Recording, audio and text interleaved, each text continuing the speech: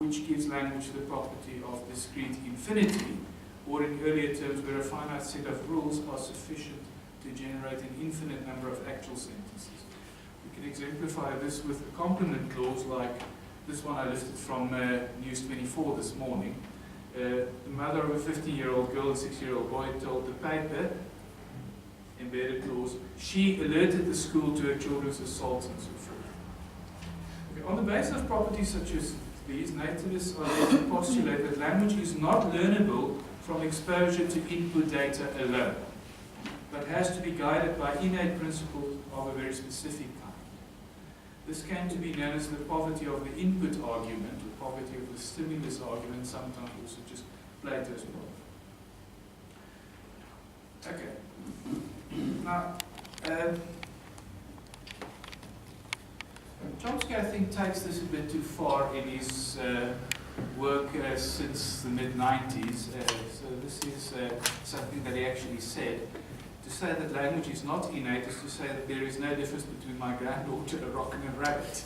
In other words, if you take a rock, a rabbit, and my granddaughter and put them in a community where people are talking English, they'll all learn English.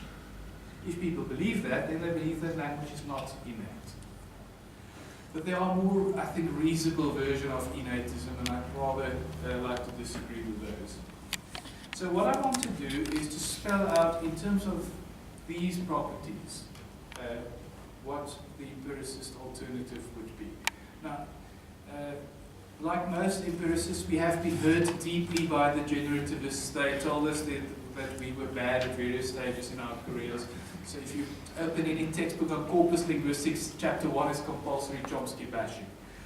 Yvonne, in his 2009 book on the genesis of syntactic complexity, said he almost wanted to dedicate the book to Chomsky because Chomsky drove him mad with his 2002 paper that he co-wrote with Hauser and Fish. So, but I want to take an alternative route today and state a more positive view. So I'm going to state focus on three key properties. The first one is I'm going to show why modularity or domain specificity is not accepted by most empiricists and why we argue that we can do without language-specific principles as the guiding principles. The second part that I want to talk about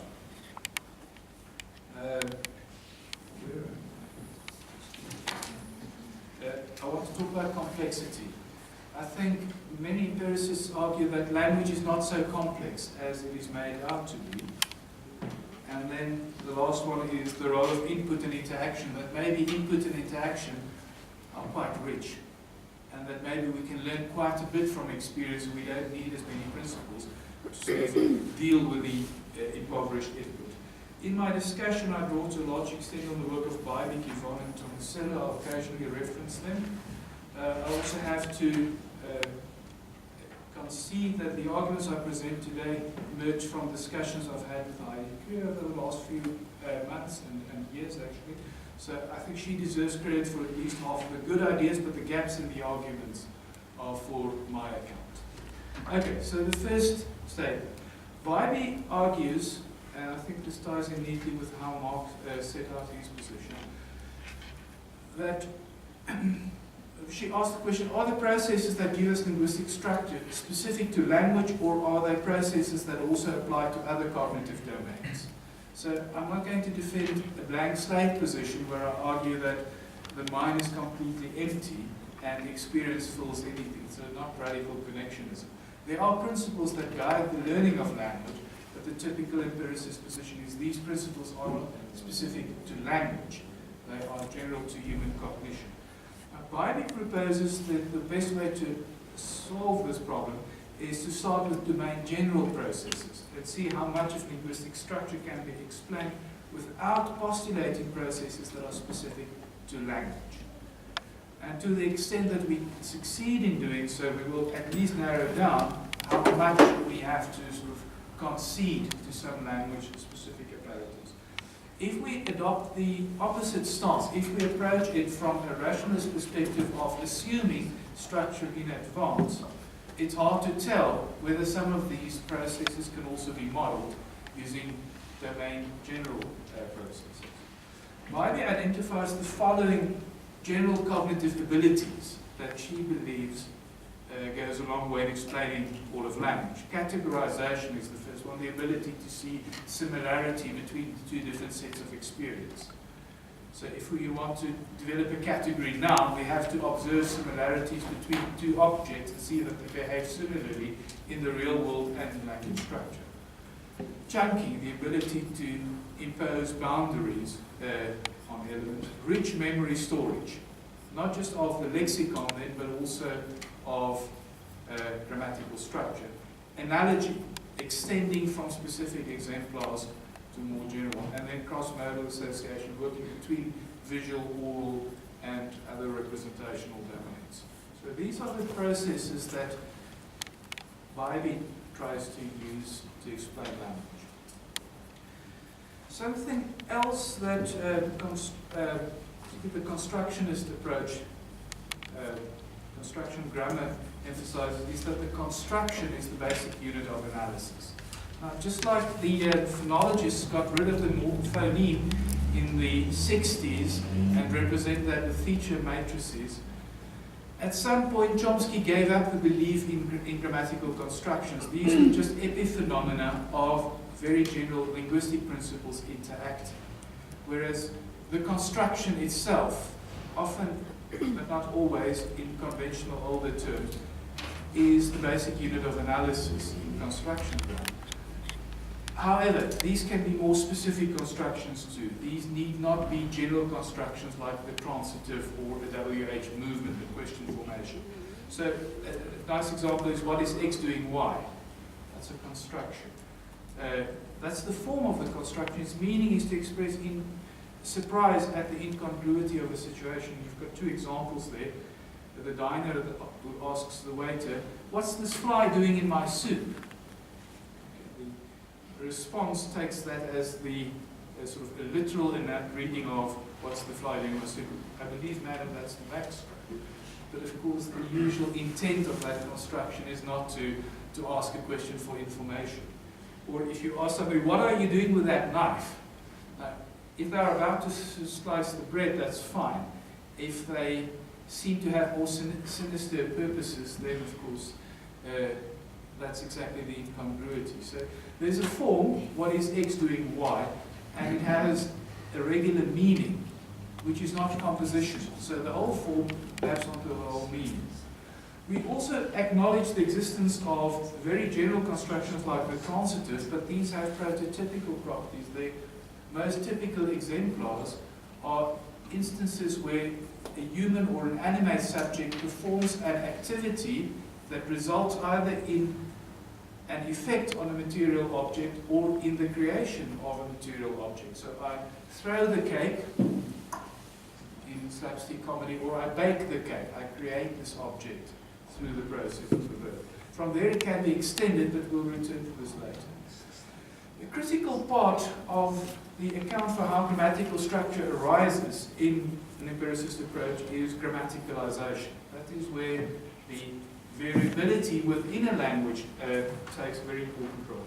So if you go back to early modern English, you will find many constructions of the form be going to, with the verb go itself being the most frequent, but you also have be journeying to, other verbs of movement that indicate moving in order to achieve a particular goal.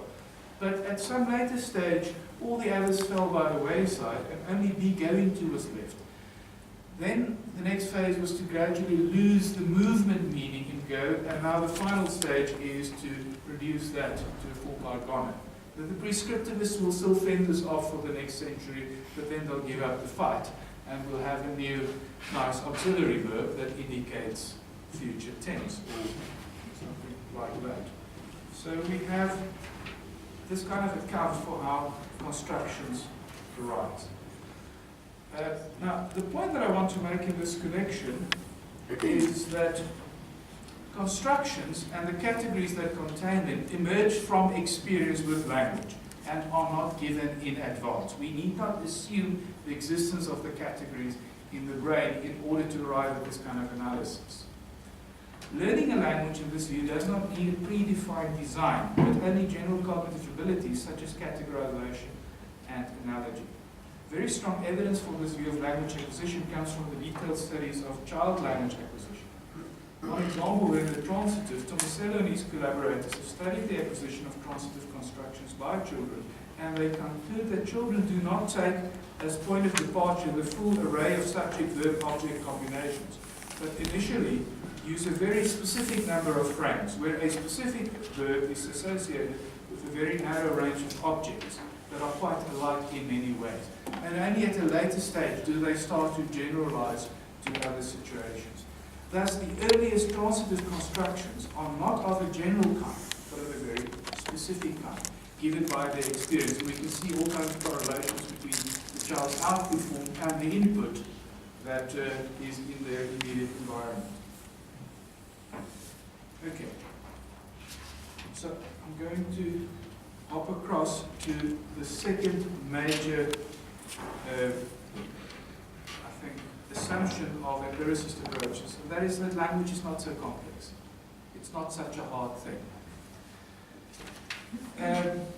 The complexity that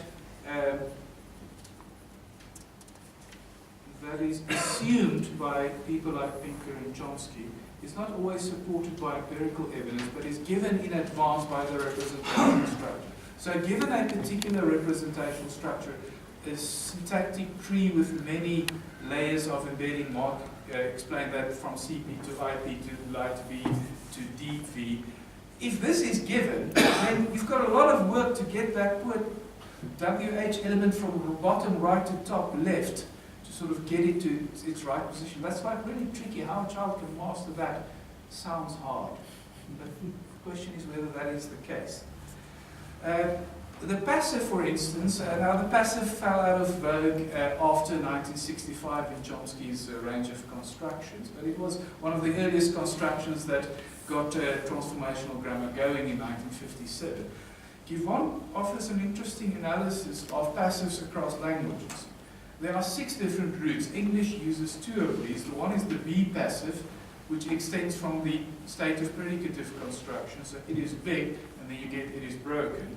Or the get passive from a causative, reflexive kind of root.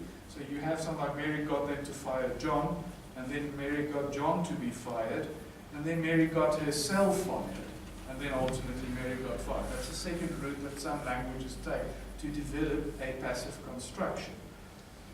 There are others too. Some languages use the verb suffer and grammaticalize that. So you have a particle that has its root in the verb meaning to suffer, and that becomes the passive for that language. It retains traces of its origin. So in English we still have ambiguity in a form like my heart is broken. You can either interpret this as passive or as a predicative construction. So my heart is broken, but adjective, I am sad. My heart is broken, you just did something that caused my heart to be broken. That's the more typical passive reading. The point is that it looks very complex, but if you go through the stages of the development of the construction, there's a very simple process. Something existed in the language already. It gets extended to a new domain functionally. So it acquires a new function. The form becomes ambiguous. And then gradually, it becomes entrenched as a unit. It is pulled up as an entire routine from the brain. So you don't do the derivation in your head. You just use the form because the form has become conventionalized after a period of sort of ambiguity. Now the example that I want to use is WH extraction. I take this from Verhagen. Verhagen offers an interesting usage-based alternative analysis of WH formation that challenges the nativist assumptions about the complexity of the structure. He examines corpus evidence on WH extraction, and he concludes that it represents a construction with a very specific lexical content. It's not a general construction, and a very specific function. The subject of the clause is usually the second person singular pronoun. In English, you, in Dutch, jij. about 80% of all instances of the WH question has you, yea, as subject. About 90% of all instances has the verb to think, or denken in Dutch, as its verb. So it's really a construction of what you think. He then examines deviations from this prototype structure, the exemplar structure of you think that and then something else. Or what do you think that and something else. Deviations are allowed only in one of these two parameters. So either the subject is exchanged, it's not you, it is some other subject, or the verb changes, but then it's still a mental verb that is related in meaning to think. So if you have a change in both, you have an ungrammatical structure. It is derivable by rule, but it does not occur in language. So what he argues is that you have a construction with exemplars like wat denk je dat, hoe denk je dat, wat denkt u dat, different variants of WH pronoun, the verb to think, the subject, second person singular, the complementizer, and then some other clause. So it's not really layered embedding, it's just a template with no deep hierarchical structure. This combines, or is similar in some way, with the form, the statement, I think that, because I think that in a positive statement form has a first person subject usually, not a second person. And then you have a more general abstract schema, but whether people actually represent that is open to debate. The point is these more lower level schemas are more likely to be stored in the mind.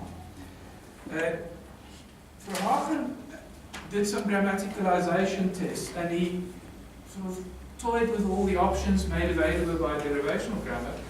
And a question like this: what did the trade union leader concede to a journalist after the press conference that the workers had done? You may derive that if you want to, but it's judged the Dutch equivalent as ungrammatical by native speakers, because it does not have the verb to think, it has concede, and it does not have a second person pronoun. If you disobey both guidelines, then you're out. That's kind of, so it's no deep construction. It's a fairly simple structure that is acquired quite early on. So is this ungrammatical in English? This is the Dutch equivalent is ungrammatical in a grammaticality test. So they ask people, what do you think? So maybe some linguists think that it might be sort of grammatical, but the native speakers of Dutch don't judge the Dutch equivalent as grammatical. Verhagen has sort of 7 layers of deviation from the prototype. The further you move, the lower the grammaticality judgments become. And that's kind of where he ended. So his informants said no, not good. Sorry, can I ask a clarification question? Yes. Are you saying that in Dutch I cannot ask waar is hij or something like that? So then I wouldn't be able to ask a Dutch question like, where is he? Is that what you're trying to say? Or am I With a complement misunderstanding? clause. WH element raised from a complement clause to the front. So only an embedded question Yeah. is yours. So raised out of the embedded clause to in front of the matrix clause. So that is, if your verb is not to think and if both your verb is not to think and your subject is not a second person pronoun, then it's not judged as grammatical. Because the prototype has both those two properties. So this is Verhagen's conclusion. The result is dramatic consequences for the role of the phenomena as WH raised in syntactic theory, or extraction. The properties of WH extraction do not follow from general properties of complementation and should not be accounted for in such terms. He says the template or construction licensing such constructs constitutes a relatively concrete low-level pattern which has some properties that do not percolate upwards in the network to become productive rules. So that's his conclusion. It is not such a complex construction, it's a very simple template. What do you think that? And then the rest. Okay, final piece of empiricist dogma on input and interaction. First on input. if we look at the acquisition of complement clauses, a study by Deason and Tomasello on child language acquisition, they distinguish three sort of levels of entrenchment. You have formulaic expressions like "you're right, I guess," or alternatively, "I guess you're right." And then performatives similar to the locutionary or elocutionary use of it. I believe that this is a mistake. It's not so much about my belief, it's about my sort of modal assessment. This is probably a mistake. And that's something that is actually predicated of the subject, and more sort of typical use in the grammar books. Peter remembered clearly that he had seen this guy before. That is, Peter actually remembered something. Whereas I believe, it's not about your belief, it's I'm saying this, but I'm hedging it slightly. That's the meaning and context. What they find is that children acquire structures of the type 10A, which are syntactically not complex and not integrated first. And then later they move on to forms like 10B. I believe that this is a mistake, where I believe is often split by intonation from the complement clause. So they're still not really integrated, they're certainly not subordinated, they're treated at the same level. Before you ultimately get in much later stages of language acquisition, the typical complement clause, according to the linguists, Peter remembered clearly that he had seen this guy before, the embedded clause. And often these embedded clauses only arise after the acquisition of literacy. Children don't actually use them an awful lot when they are young.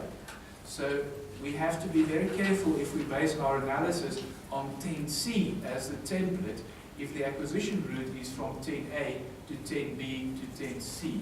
So the most complex clause can emerge much later, it need not be present from the start. Now, Yvonne did a reanalysis of this data, and he said he's basically happy except for one thing, and that is that Deason and Tomasello only looked at the child's production, only looked at the stages where the child already had both elements, a matrix clause and a complement clause, if you like, in their productive speech. He argues that the earliest complement clauses actually arise in the interaction between two speech terms, where the parent would produce the matrix clause and the child would complete that with the complement clause. So in turn taking the template for the structure, but then you clearly have two structures at the same level and not deep embedding, and that's kind of the point that remains. That happens across interaction. So again, we do not need to assume a very complex derivational structure to get to this particular account. Okay, now about interaction. Again, it's not Mark, it's Chomsky. He's Chomsky, that is, he's nuts. Mark is quite a reasonable person. Chomsky argues that language is really there for our inner monologues. And the function of language to communicate is not particularly important. Pinker argues strongly that mother reads the interaction between parents and their children is not really important because they get to grammar in their own ways. Tomasello argues that this is not the case. If we look at the origins of language, sort of going back right to the very beginning, as who was that lovely lady in Sound of Music? Wanted to go right to the very beginning. If we want to go to the very beginning, Tomasello argues that interaction is key to the origin of language. How does one know that possible? How does one know that? Was she there? Probably not. So in the joint analysis of the available evidence from primates, primate communicative gestures, primate interaction, early child language, and then grammaticalization, Tomasello argues that there are three key ingredients that serve as precondition for language. The first one is what we find in primates, proto-gestures, pointing mainly, and a bit of pantomiming. Then what distinguishes humans from the others is their cooperative motive. So where primate societies are largely competitive, they don't collaborate to achieve joint goals, humans started to collaborate. And this creates the space in which a medium for coordinating the collaboration became useful. That's where communication started according to him. And then the third thing that distinguishes humans from the primates is the idea of joint attention. Humans can sort of mind read.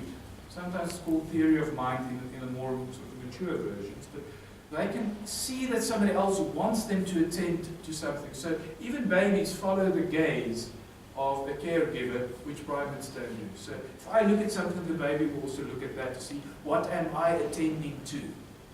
With these conditions in place, Tomasela argues language or communication was set in motion.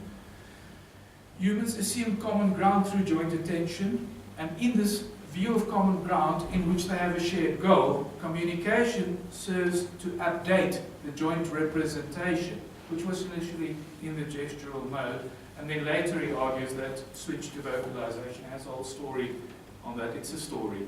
It's a plausible account. It's not something that we can ever sort of prove with sort of observational evidence. And then from there he takes us through the development of language through increasingly more complex layers of grammar, where in the earliest functions language served mainly to make requests. For requests, the participants are available in the situation, so all you need is an indication of noun and verb. Which participant, what process. You don't even have to indicate participant roles because it's obvious from context. Only when language was being used to inform that you need to keep track of participant roles. So something like word order for agent, verb, patient, or case marking of some sort of auxiliaries to, as a precursor to case marking, to keep track of participant roles. And once people start producing longer narrative, long text, you need cohesive devices like pronouns to actually keep track of reference through time. So the point is that the interaction between humans, rather than thought, for instance, was the driving force in this account of how language arose. Okay, let me conclude then. Empiricists typically do not buy into the assumption that language is so complex, and do not buy into the view that the input is impoverished. And there's some empirical evidence, of course, it's always open to interpretation, and you can choose other forms of evidence.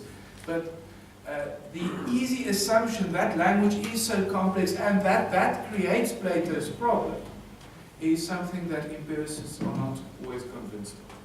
What I hope to show is that for some constructions that have been the staple food of nativist analysis, generativist analysis in particular, you can develop alternative analyses where a lexical base is posited and the same level of complexity is not necessary. So gradual emergence of a more abstract construction rather than having to assume the structure as given as our birthright.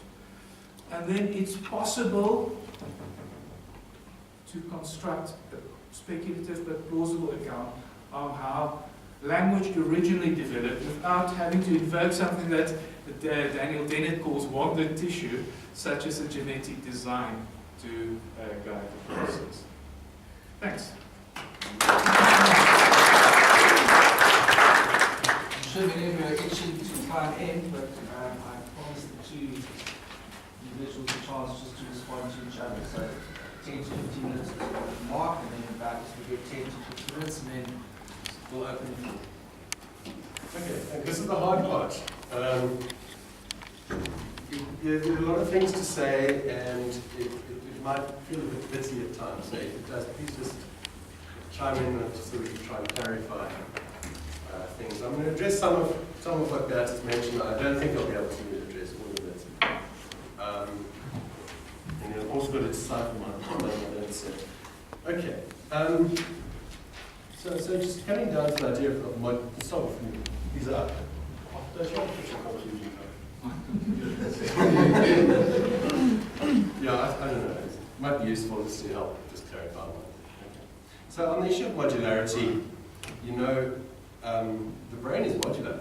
You know, the historical context of when Chomsky makes the modularity claim is we have behaviorism on one hand, which was the mind is a black box. There is nothing in there to actually make generalizations about. And at that point, there were no fMRIs you know, there was just very little that we knew about the brain.